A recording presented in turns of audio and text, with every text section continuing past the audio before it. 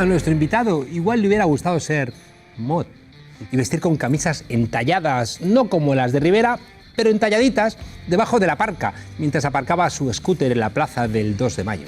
Tal vez soñó con habitar en un suburbio de Liverpool, tarareando canciones de gente con el pelo cortado a hacha.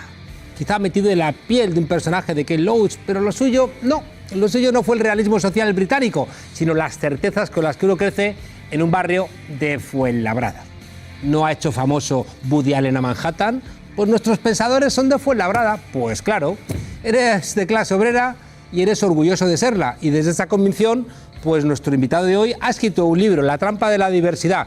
Un manual que desmonta mitos del activismo, nos devuelve a la realidad de que esto es una lucha económica y cabrea incluso a Alberto Garzón. Buenas noches y bienvenido a La Frontera, Daniel. ¿Qué tal? Buenas noches. ¿Qué has hecho a Alberto Garzón, que se ha enfadado? No lo sé.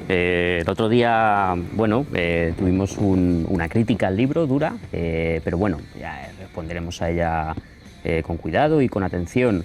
Es curioso que algunas veces supongo que cuando las sillas se mueven, pues la gente necesita también reafirmarse en sus convicciones, ¿no? Y el libro yo creo que es un libro que mueve sillas y que intenta reconfigurar algunas ideas que tenemos sobre la política.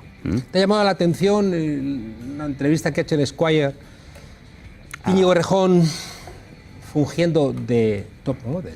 Es curioso porque al final nos hemos metido en una dinámica donde, bueno, pues la política es ya un producto de consumo y el político, su identidad, digamos que se sustantiva de alguna forma. Claro, lo que pasa es que aquí tenemos que tener cuidado porque yo no sé hasta qué punto podemos jugar en este campo de juego, ¿no?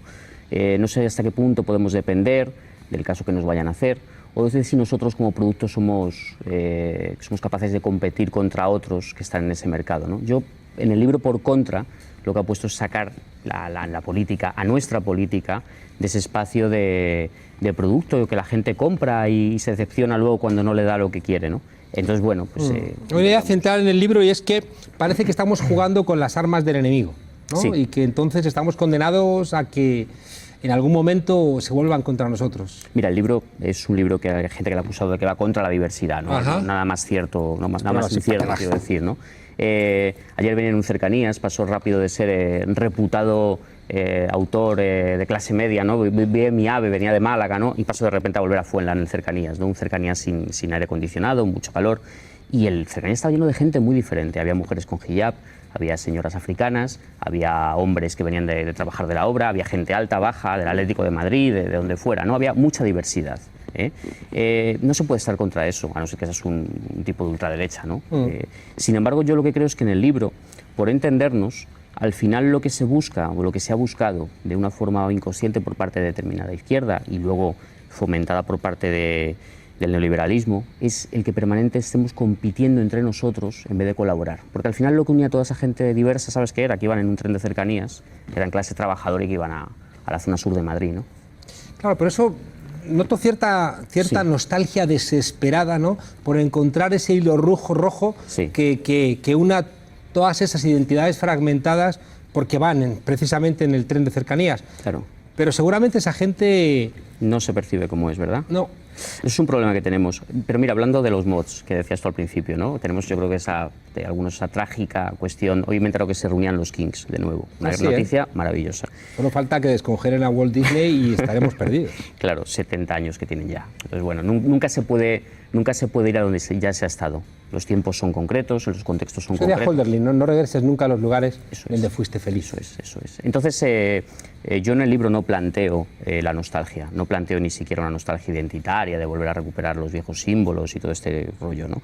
Yo lo que planteo es que durante un tiempo, durante el siglo XX, pues tuvieron más poder del que nos creemos ahora. Y eso fue por algo. Y esos algo son lo que yo intento en el libro ver cómo se han ido desmontando en los últimos 40 años. Claro, pero no deja de ser... No deja de haber un elemento nostálgico, ¿no? Porque es verdad que si en algún momento la revolución tuvo más fuerza y más capacidad, ¿no? de convertirse en algo plausible, ha sido en el siglo XX, ¿no? Sí, es evidente. 2 revoluciones por siglo. Claro, pero el hecho de que eso haya pasado... Sí.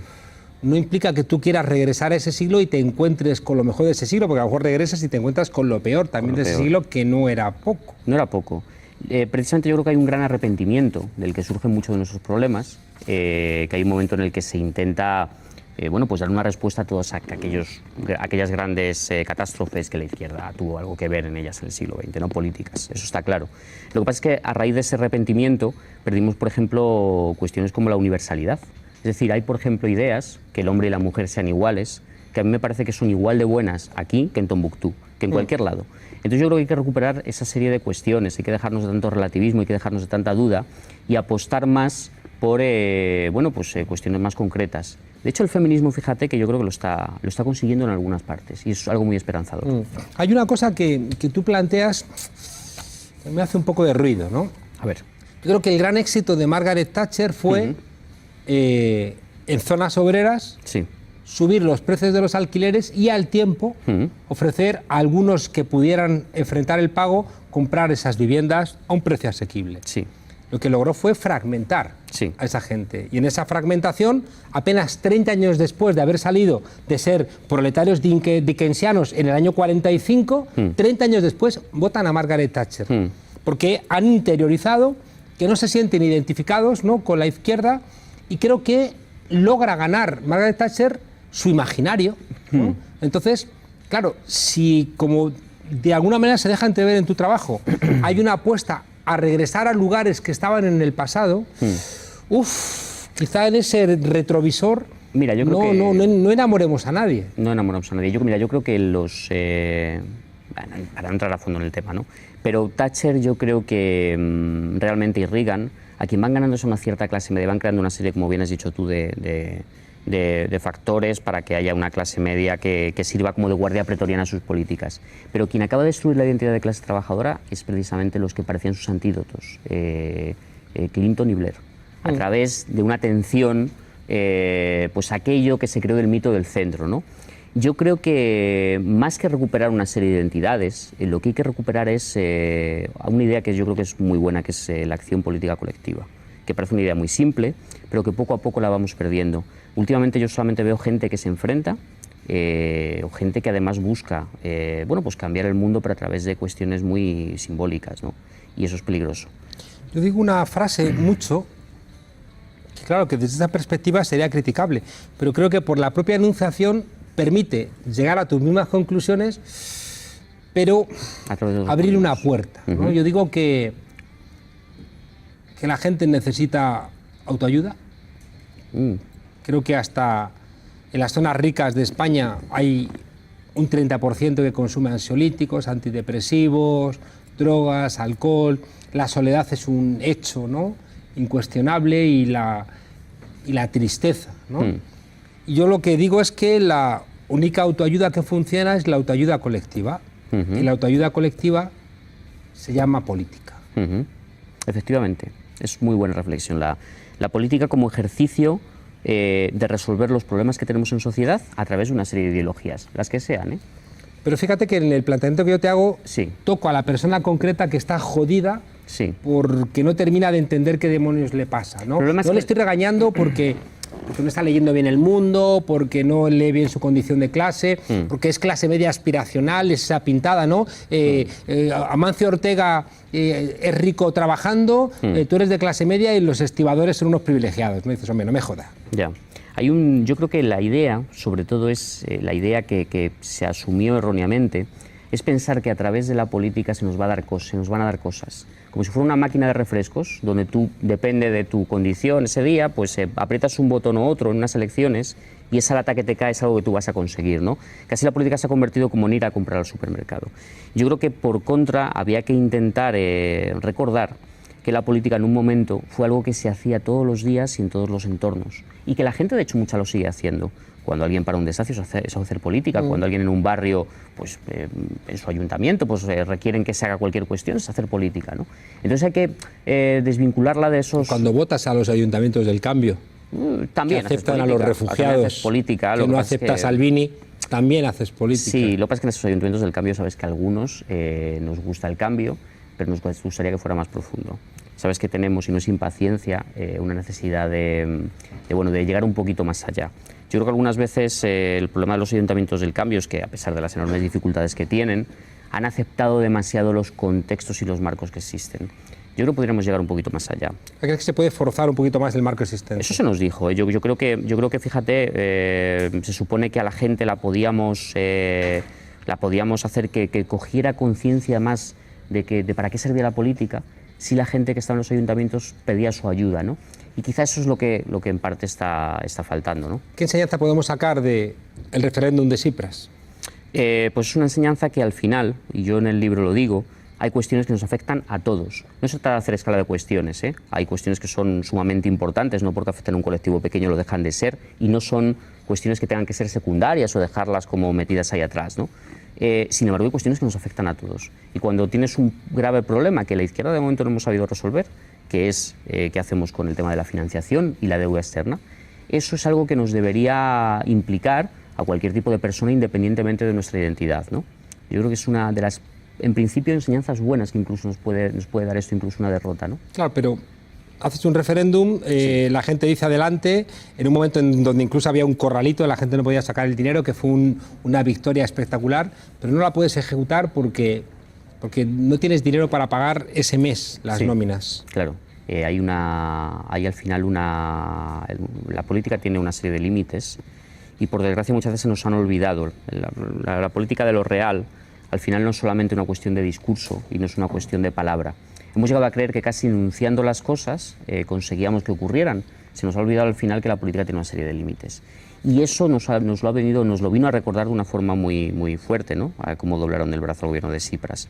Lo que pasa es que, bueno, las soluciones a esas cuestiones deben también correr por parte de los economistas, pero deben correr también por la organización de una fuerza social que sea capaz de articularse en otros países de Europa. Un país solo no puede luchar contra la maquinaria de Bruselas. Claro, ahí creo que también hay un... Vamos a saltar a otro tema, ahora regresamos. No, estaba pensando en ese tren de cercanías que tú planteas. Sí.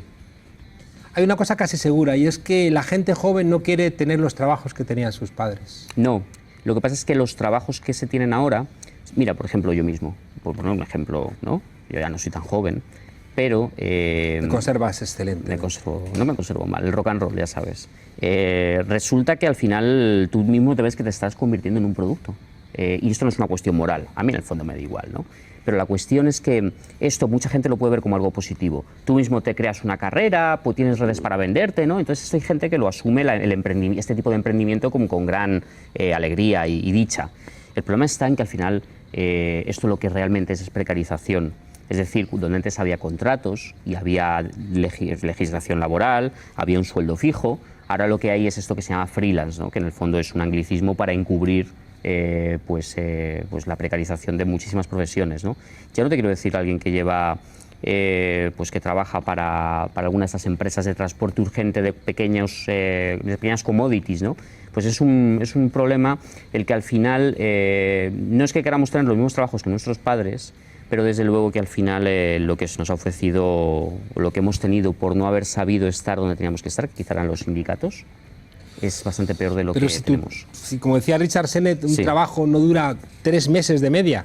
O sea, sindicarte cuando se pierde la estabilidad en el empleo, efectivamente, es muy complicado. Entonces, claro. Es decir, que por eso te decía que no sé hasta qué punto hay una lectura correcta de la crisis del mundo laboral, ¿no? Porque si no asumimos, ¿no?, todo lo que acompaña. Por un lado, que la gente no quiere repetir los trabajos de sus padres porque les parecen una mierda, ¿no? Sí, pero todo eso al final hay una mezcla entre cuestiones de índole material, es decir, que los trabajos estén precarizados, y cuestiones de índole cultural, es decir, que nuestras identidades quieran ser otra cosa a lo que en el fondo somos.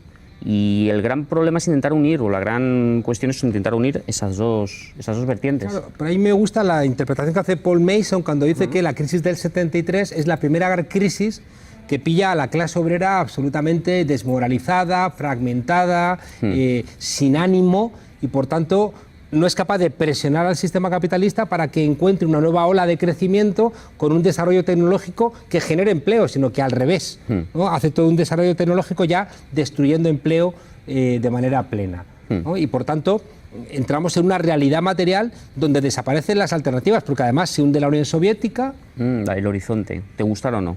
Quiebra el modelo keynesiano y Y Margaret Thatcher dice, no hay alternativas y la gente se queda intentando regresar al pasado. Claro. Y uno ve los presupuestos de los partidos de izquierda y eran regresar a lo que hace 15 años criticaban como la gran trampa del capitalismo. Y miras los programas de la izquierda más clásica y lo que quieren es regresar al Estado social y dices, pues vaya viajecito. Viaje para atrás. Pero tenemos algo que al final es ineludible, que tú lo has dicho. Vivir solo es muy difícil. Vivir solo es una gran tragedia en este mundo. Al final, incluso la gente que es de clase media real, que tiene un buen trabajo y tal, cada vez le cuesta más pues poder hacer frente a cuestiones básicas de la vida, como la vivienda o incluso la salud, ¿no? Al final lo que hay que buscar son una serie de complicidades. Este libro, más que ser una guía o un libro específico, es casi un libro narrativo, que lo que pretende es echar el freno de mano en algunas cuestiones. Que nos volvamos a plantear algunas cosas que ya estaban por supuestas y que yo creo que no tienen por qué ser así, ¿no? Es un libro que tiene más que ver casi con las series de televisión, los documentales, como los documentales de Adam Curtis, un documentalista excelente que recomiendo y que prácticamente le he robado algunas ideas y formas de contar, ¿no? Que con un ensayo al uso, donde ya unos análisis muy certeros y de unas soluciones muy concretas, ¿no? Creo que las soluciones estamos en un momento en que hay que buscarlas de forma grupal y mediante la acción, no gente pensando, ¿no?, a ver qué se nos ocurre. No, Daniel, hay un problema y es que la crisis que afecta a la izquierda es global.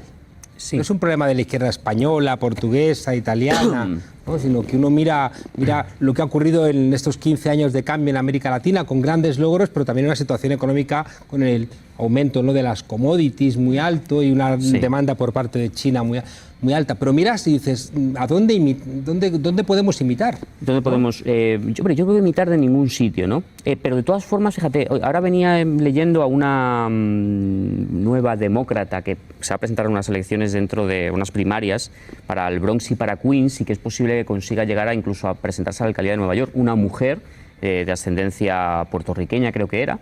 Y me ha parecido que tenía un gran interés porque, aparte de su condición de mujer, aparte de tal, era alguien que se estaba centrando mucho en algo que en Estados Unidos está empezando, que es una especie de campaña que hay contra la pobreza y situándola en los puntos donde realmente está, ¿no?, las grandes empresas y tal, ¿no? Es curioso que en un país como Estados Unidos, donde generalmente las luchas habían sido luchas más culturales y donde no estaba dando ningún buen resultado, de repente haya gente de la cuerda de Sanders que esté empezando, digamos, a despuntar y que consiga una gran atención social, ¿no?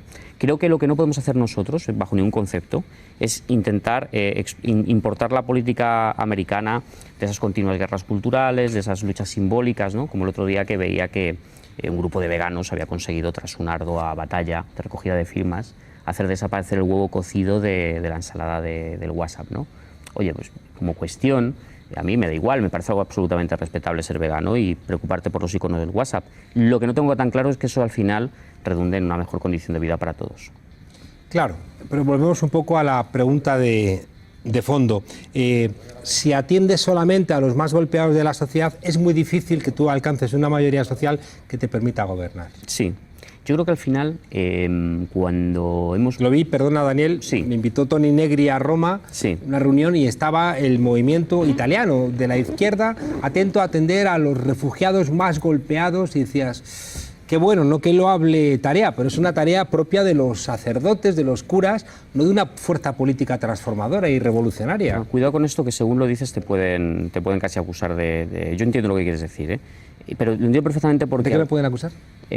Pues seguramente, como al final casi mucha gente se está convirtiendo en una fuerza prácticamente de atención caritativa, decir que en lo contrario yo estoy de acuerdo. Yo creo que evidentemente hay unas cuestiones humanitarias de la caridad orden. Es vertical, claro, y no solventa las causas de la pobreza, y la solidaridad es horizontal y ataca las causas de la pobreza. Si una fuerza política transformadora apuesta por la caridad y no por la solidaridad, estamos jodidos. Y sobre todo con una... A mí me preocupa mucho lo de los refugiados, ¿sabes por qué? Porque he visto que hay pegatinas de Refugees Welcome, por ejemplo, el Ayuntamiento de Madrid, está bien que lo pongan, ¿no?, como gesto ante la ciudadanía de no se puede ser racista, pero también lo he visto en empresas de economía desregulada, en coworkings, en sitios muy modernos, donde también ponen la pegatina de Refugees Welcome, ¿no? A ver si resulta que al final esto de los Refugees Welcome hay gente que lo está utilizando, digamos, para blanquear su negocio y su forma de ganar dinero, como una forma, digamos, de ponerse un pin que diga yo también soy progresista, ¿no? hay que efectivamente atender a cuestiones de una mayoría social. La izquierda nunca ha sido, yo creo, una fuerza que atienda a minorías, sino que busque mayorías. Y eso es algo que tenemos que tener en cuenta. La socialdemocracia, que tiró la toalla, está hoy gobernando en España con 84 diputados, gracias a los 71 escaños que le presta una de las fuerzas que pasa por ser de las más frescas, ¿no?, que hay en el panorama europeo, más allá de cualquier crítica que le podamos desarrollar. Sigue siendo vista, ¿no?, como una fuerza heredera de alguna manera del 15M, con alguna serie de rasgos que no la vinculan, ¿no?, plenamente al statu quo. ¿Pueden hacer algo para no caer en los errores clásicos y que se genere la posibilidad de una alternativa? Qué difícil. El otro día, la semana del inicio del gobierno de Pedro Sánchez, e incluso el inicio que decía un poco yo de broma, ¿no? Digo, ¿cuántos ministros tiene el gobierno de Pedro Sánchez? 17, ¿no? Digo, la 18 es la nueva directora del país, ¿no? Coincidió absolutamente en el tiempo. Seguro que Sol Gallego es una buena profesional, pero claro, es muy difícil que ella sola cambie la estructura y la dinámica de un periódico incluido en un gran medio, en un gran lobby de comunicación, ¿no? En un gran holding, mejor dicho. Claro, pues con el gobierno pasa un poco lo mismo, ¿no? De repente hemos recuperado en 15 días pues, al país y al PSOE. A mí me parece pues estupendo que la gente se ilusione e incluso que se puedan llegar a políticas de colaboración con ellos, porque es evidente que se tienen que llegar, pero que las esperanzas estén puestas siempre en lo que hemos tenido puestas, es decir, en la movilización popular y en el impulso desde abajo, porque si no, me da a mí que vamos a poder repetir errores del pasado, ¿no? Y eso es complicado. Daniel Bernabé, La trampa de la diversidad, seguramente uno de esos libros raros que permiten que se abran debates, y no es muy común que ocurra esto en el ámbito del pensamiento transformador, así que cuando eso ocurre tenemos casi la obligación de leerlo. Muchas gracias por venir aquí a La Frontera. Muchas gracias. Cuando quieras tienes tu fragmentada casa aquí. Venga. Lolo, ¿vas a lanzarnos bolas de fuego? Porque nadie me tiene 3 horas en la frontera jorobándome. Y en Holanda tampoco. Y en Bulgaria tampoco. Ahora iremos a Bulgaria pronto. Tiene un vecindario